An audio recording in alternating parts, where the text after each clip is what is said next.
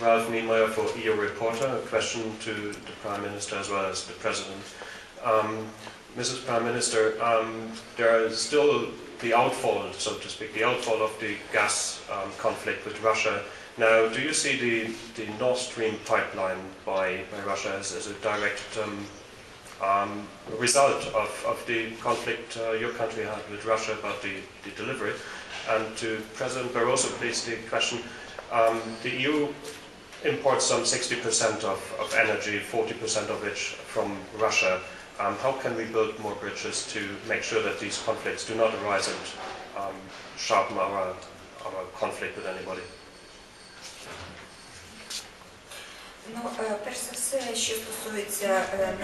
First of all, as far as our certain difficult relations between Russia and Ukraine at the beginning of the year, as far as the supply of gas to Ukraine and European Union, I would like to tell you its history. And we have resolved the issue positively. We have signed the contracts for 10 next years, which exclude any political pressure to price the gas or to price the tariff for transit. So the contract is history, and now we are trying to build constructive cooperation. And according to the agreements with Gazprom, NAK Naftogaz, Russia and Ukraine, we have eliminated all the intermediaries, and all the shadow money which were traveling alongside this sector are not going to travel there in 2009 between Russia and Ukraine. And I'm very happy that the government has put a stop to all the shady transactions. It was not easy.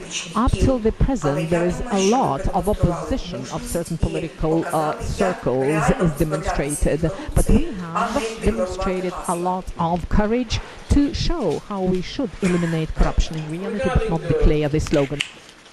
Relation with Russia, once again, I've spoken about that issue so often, but I want once again clarify our position, because you have asked me to do it.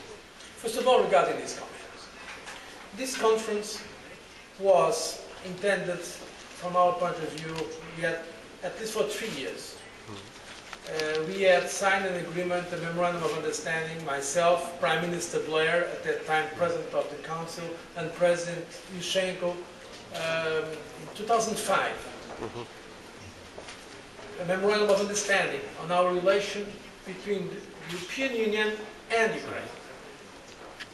So it was in 2005, if my memory is correct, that we have signed that memorandum of understanding for relations in the field of energy between the European Union and Ukraine.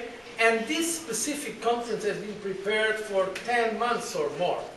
So well before this crisis, at the beginning of this year, between Russia and Ukraine.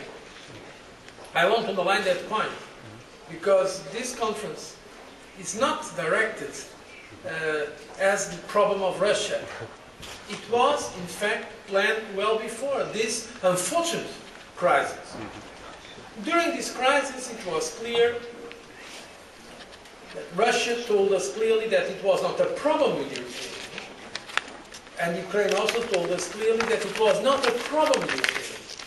But in fact, European Union consumers were suffering the consequences of an unfortunate crisis between Russia and Ukraine.